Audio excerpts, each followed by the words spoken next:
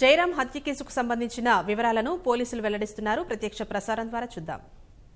సమయంలో అతను documents sign చేస్తున్న సందర్భంలో ఇవన్నీ కూడా కొన్ని వీడియోగ్రాఫ్స్ తీయడం జరిగింది. ఆ వీడియోగ్రాఫ్స్ అన్నీ కూడా నగేష్ ద్వారా తీయించాడు రాకేష్ కూడా స్వయంగా తీశాడు.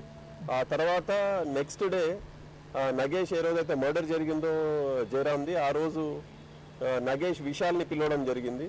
ఆ విశాల్ అక్కడికి వచ్చి విశాల్ డైరెక్ట్గా మర్డర్లో రాకేష్ రెడ్డితో పాటు పార్టిసిపేట్ చేశాడు.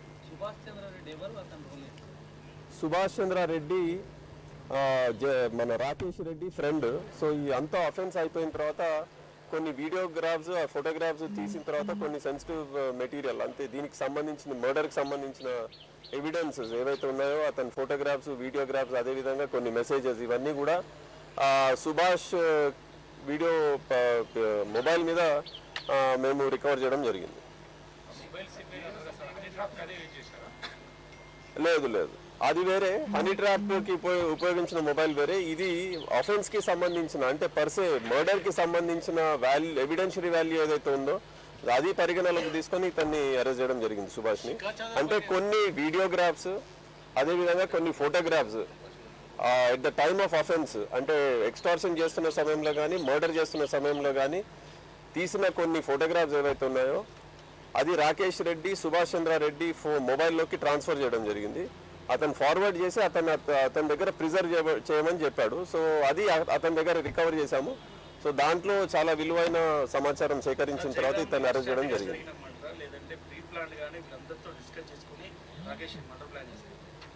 ఇది ఖచ్చితంగా ఒక ప్రీ ప్లాన్డ్ మర్డర్, దాంట్లో ఏం అనుమానం లేదు. వీళ్ళందరినీ కూడా 29th నుంచే ప్లాన్ చేయడం జరిగింది. అంతకు ముందు అతని ఇంటెన్షన్ ఉన్న 29th నుంచి ప్లానింగ్ ఖచ్చితంగా తెలుస్తుంది. 29th అతని గురించి ఇన్ఫర్మేషన్ సేకరించడం, అతని ఇంటి దగ్గరికి వెళ్ళి రెకీ చేయడము, అతను ఉన్నాడా లేదా తెలుసుకొని ఆ తర్వాత కొంతమందిని మళ్ళీ ఎంప్లాయ్ చేయడం, అదేవిధంగా 30th మళ్ళీ ప్లాన్ చేశాడు కొంతమందితో. వీళ్ళందరూ కూడా ఈ ప్లానింగ్ లో భాగస్వామ్యం అన్నమాట. వీళ్ళందరూ కూడా దీంట్లో ముఖ్యమైన పాత్ర పోషించారు.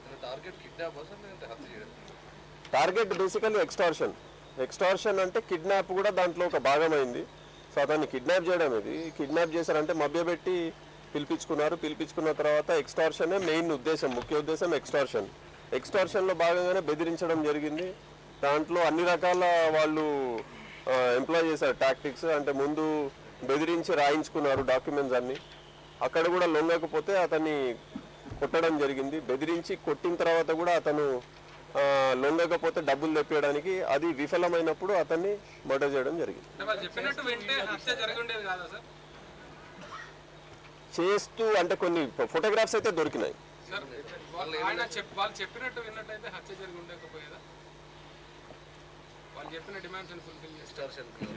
అయితే చెప్పినా చంపున్న వాళ్ళకు తెలియదు, ఖచ్చితంగా అది ఫుల్ఫిల్ అవ్వలేదు కదా, అందుకని అయితే చంపడం జరిగింది. ఎక్స్టార్షన్ ఇప్పుడు 6 lakhs ఏదైతే రికవర్ అయిందో అది ఎక్స్టార్టెడ్ మనీయే. బెదిరించి కొంతమందికి ఫోన్లు చేయించారు. చాలా మందికి సుమారు 10 మంది పైన ఫోన్ చేశాడు అతను. ఈ 4 కోట్ల డబ్బు ఏదైతే కావాలన్నాడో అది సుమారు ఒక 10 మంది వరకు పైన ఫోన్ చేసిన తర్వాత దాంట్లో ఒక వ్యక్తి వెంటనే స్పందించి 6 లక్షలు పంపడం జరిగింది. అదే ఆ దస్పల్లా హోటల్ కి 6 లక్షలు ఏదైతే వచ్చిందో అది ఒక డబ్బు ఎక్స్టార్టెడ్ మనీ, అది రికవర్ చేయించుకున్నాడు. ఆ తర్వాత కొన్ని డాక్యుమెంట్స్ మీద సంతకాలు పెట్టించుకున్నాడు. ఆ డాక్యుమెంట్స్ కూడా మా దగ్గర రికవర్ అయినాయి. సో ఆ డాక్యుమెంట్స్ లో ఎంటీ స్టాంప్ పేపర్స్ మీద సంతకాలు పెట్టించుకున్నాడు. 2 స్టాంప్ పేపర్స్ మీద సంతకాలు పెట్టించుకున్నాడు. అదేవిధంగా కొన్ని వీడియోస్ కూడా తీశారు. ఇతను డబ్బు ఇవ్వాలి అన్నట్టు చెప్పిస్తూ అతని చేత ఆ వీడియోగ్రాఫ్స్ అన్ని కూడా తీశారు. సో అవన్నీ కూడా ఖచ్చితంగా ఎక్స్టార్షన్ కి సంబంధించిన మెటీరియల్.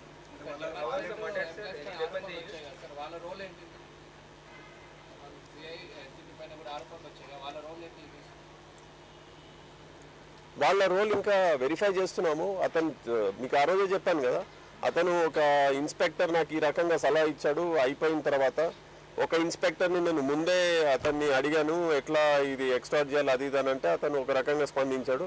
ఈ మర్డర్ అయిపోయిన నెక్స్ట్ డే నెక్స్ట్ అవర్ ఆ తర్వాత ఒక ఇన్స్పెక్టర్కి ఫోన్ చేస్తే అతని బాడీని ఈ రకంగా డిస్పోజ్ చేయాలని చెప్పాడు. సో ఇది అతను ఆల్రెడీ కన్ఫెషన్లో ఇచ్చాడు, అది మేము చెప్పాము ఇంతకుముందు. బట్ ఇన్స్పెక్టర్స్ని వీళ్ళందరినీ కూడా ఎగ్జామిన్ చేయడం జరిగింది. వాళ్ళు అటువంటిది ఏమీ మేము చెప్పలేదు, మేము అట్లా ఎందుకు చేస్తాము, వృత్తిరీత్యా మాకు తెలిసి ఏం చేయాలి ఏం చేయకూడదు అని వాళ్ళ వివరణ ఇచ్చారు. సో ఇంకా ఫర్దర్గా దాని మీద ఎంక్వైరీ చేస్తున్నాం. వాళ్ళకి ఒక క్వశ్చనర్ కూడా మా సిపి గారి ఆదేశాల మేరకు ఒక క్వశ్చనర్ కూడా ఇవ్వడం జరుగుతుంది.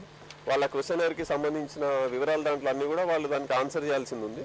చేసిన తర్వాత వాళ్ళ దాని మీద రిప్లై చూసిన తర్వాత వాళ్ళ మీద ఏం యాక్షన్ తీసుకుంటారన్నది సిపి గారు డిసైడ్ చేస్తారు. అందరికి ఇస్తాము, 5 పోలీస్ ఆఫీసర్స్కి ఇస్తాము. ఈ ట్రాన్సాక్షన్లో ఎవరైతే ఉన్నారో ఈ 5 పోలీస్ ఆఫీసర్స్ అందరికీ కూడా ఇస్తాము. వాళ్ళు దాంట్లో కొంతమందికి రోల్ ఉండొచ్చు, కొంతమందికి రోల్ లేకపోవచ్చు. ఏ రకంగా కూడా ఈ సంబంధం, ఈ మర్డర్కి సంబంధం ఉండొచ్చు, ఉండకపోవచ్చు. బట్ క్వశ్చనర్ మాత్రం ఇవ్వడం జరుగుతుంది. 1 వీక్లో ఇస్తాం. ఇంకా క్వశ్చనర్ ప్రిపేర్ చేస్తున్నాము. ఇచ్చిన తర్వాత ఒక 1 వీక్ టైం ఇస్తాం.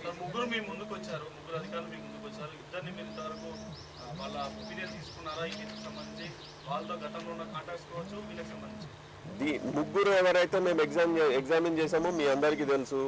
అది మల్లారెడ్డి ఏసీపీ, శ్రీనివాసులు నల్లకుంట ఇంతకుముందు ఇన్స్పెక్టర్, తర్వాత రాయదుర్గం ఇన్స్పెక్టర్ రాంబాబు. వీళ్ళ ముగ్గురు కాక ఇప్పుడు ఇంతకు ముందు కొన్ని ఫోన్ కాల్స్ మా దీంట్లో కాల్ డీటెయిల్స్లో గోవింద్ రెడ్డికి కూడా సంబంధించి కొన్ని కాల్ డీటెయిల్స్ ఉన్నాయి. అతన్ని కూడా ఎగ్జామిన్ చేయడం జరిగింది. అతను మాకు చెప్పాడు, అతని స్టేట్మెంట్ కూడా తీసుకున్నాము.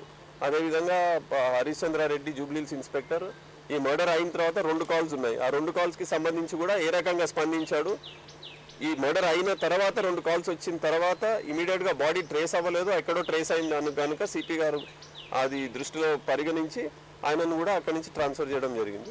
సో అతన్ని కూడా వివరణ కోరడం జరుగుతుంది. ఈ 5గురికి కూడా క్వశ్చనర్స్ ఇస్తాం ఖచ్చితంగా.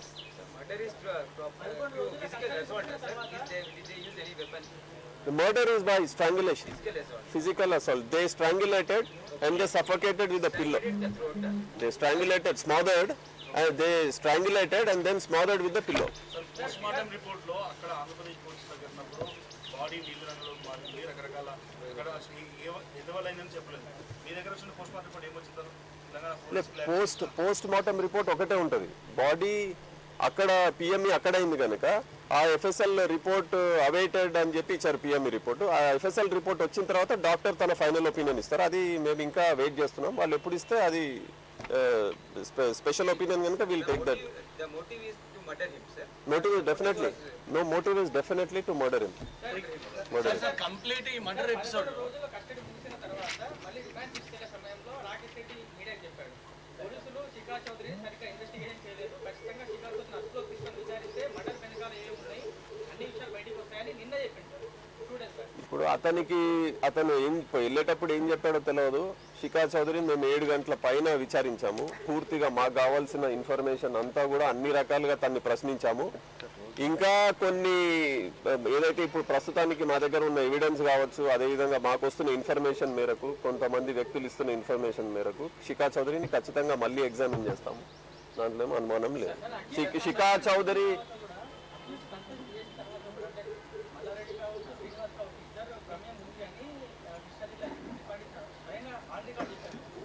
అంటే ఇప్పుడు అక్యూజ్డ్ ఏం చెప్పినా సరే దానికి ఒక కొరాబరేషన్ ఉండాలి. ఆ కొరాబరేషన్ ఉంటే ఖచ్చితంగా చేస్తాం. ఇప్పుడు ఎవరినైతే అరెస్ట్ చేశామో అక్యూజ్డ్ ఒప్పుకున్నాడు. కేవలం అక్యూజ్డ్ కన్ఫెషన్ మీద ఎవరిని అరెస్ట్ చేయడం ఉండదు. దానికి కొరాబరేటివ్ ఎవిడెన్స్ ఉండాలి, డాక్యుమెంటరీ కానీ ఓరల్ కానీ. అట్లా ఉంటే ఖచ్చితంగా యాక్షన్ తీసుకుంటాము. సో ఇప్పుడు ఎవరినైతే అరెస్ట్ చేస్తున్నామో వీళ్ళందరికీ కూడా కొరాబరేటెడ్ ఎవిడెన్స్ ఉంది. ప్లస్ అక్యూజ్డ్ కూడా దానికి సంబంధించిన కొరాబరేషన్ ఇచ్చాడు. సో అందుకని వీళ్ళు అక్యూజ్డ్.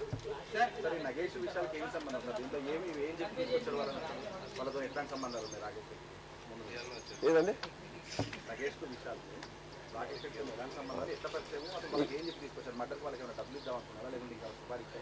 దాంట్లో ఏమో అనుమానం లేదు. డబ్బులు ఇస్తానని విశాల్కి చెప్పాడు. విశాల్కి అది అతను డబ్బులు మంచి మొత్తంలో డబ్బు ఇస్తానని చెప్పాడు. నీ లైఫ్ సెటిల్ అయ్యేటట్టు చూస్తానని చెప్పాడు. సో అందుకే విశాల్ వచ్చాడు. సో నగేష్ కి కూడా ఖచ్చితంగా దాంట్లో భాగం ఉంటుంది. నగేష్ కి కూడా అదే విధంగా మీ అందరికీ కూడా మంచి డబ్బులు ఇస్తానని చెప్పి దీంట్లో పార్టిసిపేట్ చేయించాడు వీళ్ళిద్దరు. ఇన్ని రోజుల ఇన్వెస్టిగేషన్ లో శిఖా చౌదరి పాత్ర ఏమన్నా ఉంది అని, అంటే ప్రత్యక్షంగా కానీ పరోక్షంగా ఉందని ఏమన్నా తెలిసిందా మీకు? ఎందుకంటే వాళ్ళ భార్య అనుమానిస్తుంది, ఆయన కూడా శిఖా చౌదరి పాత్ర ఉంది, పోలీసులు ఇన్వెస్టిగేషన్ సరిగ్గా చేస్తలేదు అన్నది ఆయన ఆరోపిస్తున్నాడు. అంటే ఆయన హాస్పిటల్లో చెప్పింది ఏంటంటే ఆమెను కూడా ఖచ్చితంగా అడగాల్సిందే అని. మీ ఇన్వెస్టిగేషన్ లో ఆమె పాత్ర ప్రత్యక్షంగా కానీ పరోక్షంగా ఉందా లేదా అన్నది స్పష్టత. అంటే మర్డర్ లోనా మీరు అనేది? అది మర్డర్ లోనా? ఇంట్లో డాక్యుమెంట్స్ మిస్ అవ్వడం, మర్డర్ కి సంబంధించి రాకేష్ రెడ్డిని బాగా పూర్తిగా వివరంగా అడగడం జరిగింది. శిఖా చౌదరికి ఏదన్నా దీంట్లో తనకి శిఖా చౌదరి కలిసి కాన్స్పిరసీ ఈ మర్డర్ కి సంబంధించిన విషయాలన్నీ అతను అడగడం జరిగింది. అతను ఎక్కడ కూడా అటువంటిది లేదని చెప్తున్నాడు. సో ఖచ్చితంగా రాకేష్ రెడ్డి కన్ఫెషన్ లో ఎక్కడ కూడా శిఖా చౌదరి మీద ఏ రకమైన అలిగేషన్ చేయలేదు అతను. సో మా ఇన్వెస్టిగేషన్ లో మాకున్న చాలా అనుమానాలు ఉన్నాయి. దాంట్లో కొన్ని మేము ఇప్పటి వరకు క్లారిఫై చేసుకున్నాము, ఇంకా చాలా క్లారిఫై చేసుకోవాల్సింది ఉంది. ప్రాపర్టీ కావచ్చు, బ్యాంక్ డీటెయిల్స్ కావచ్చు, ఇంకా కొన్ని మాకు సంబంధించి అంటే యాజ్ అన్ ఇన్వెస్టిగేటింగ్ ఏజెన్సీ మాకు కావాల్సిన ఇన్ఫర్మేషన్ ఇంకా చాలా రావాల్సింది ఉంది. అవన్నీ వచ్చిన తర్వాత కానీ మేము శిఖా చౌదరికి దీంట్లో రోల్ ఉందా లేదా అని క్లియర్ గా చెప్పగలం. రాకేష్ రెడ్డి 4.5 కోట్ల వ్యవహారాన్ని తెరపై తీసుకొచ్చాడంటే ఒకవేళ పోలీసులకు జరిగితే ఇది చెప్తామని ప్రీ ప్లాంట్ గా ఉన్నాడా? రాకేష్ రెడ్డి ఏదైతే 4.5 crores కి సంబంధించిన వీడియో రికార్డింగ్ చేయించాడో అది వాస్తవం కాదు. అతను అల్టిమేట్లీ అతని ఉద్దేశం ఏంటంటే 1.3 crores కి జయరామ్ ఇంతకు ముందు ఒప్పుకున్నాడు. అది basic criteria for this entire extortion and confinement murder ఆ 1.3 crores కి సంబంధించింది. ఆ 1.3 crores గురించి అతను 4.5 crore డ్రామా క్రియేట్ చేయడము, ఆ వీడియో రికార్డింగ్ అంతా చేసి ఇది క్రియేట్ చేశాడు. ఈ 1.3 crores ఎక్కడిదంటే అతను చెప్పడము ఈ 1.3 crores శిఖా చౌదరికి తిని ఖర్చు పెట్టినట్టు, అది రికవర్ చేసుకోవడానికి మన జయరామ్ ఒప్పుకున్నట్టు, నేను సెటిల్ చేస్తానని. అంటే తనకి డబ్బు ఇచ్చానంటున్నాడు, తర్వాత తన మీద కొంచెం వస్తువులకి ఖర్చు పెట్టానని చెప్తున్నాడు. సో ఏదో రకంగా అతను 1.3 crore కి సెటిల్ చేసుకున్నాడు మన డిసీజ్డ్ జయరామ్ గారు. జయరామ్ ఒప్పుకున్నాడని ఇతను చెప్తున్నాడు.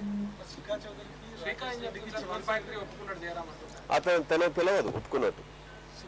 శిఖా చౌదరికి నాకు తెలియదు, అసలు అటువంటిది ఏం లేదు, నా మీద ఏం ఖర్చు పెట్టలేదని తను చెప్తుంది. వాళ్ళు ఆగస్ట్ 2018 వరకు కాంటాక్ట్ లో ఉన్నారు, ఆ తర్వాత లేరు.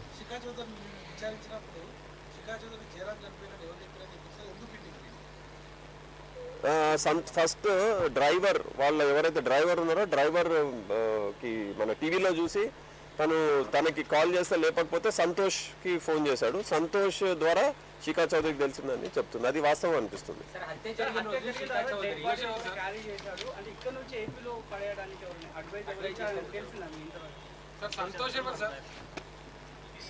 సంతోష్ శిఖా చౌదరి ఫ్రెండ్.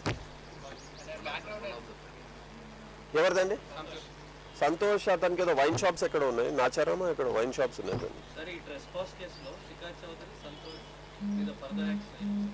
అది ఒక ఎఫ్ఐఆర్ ఇష్యూ చేయడం జరిగింది.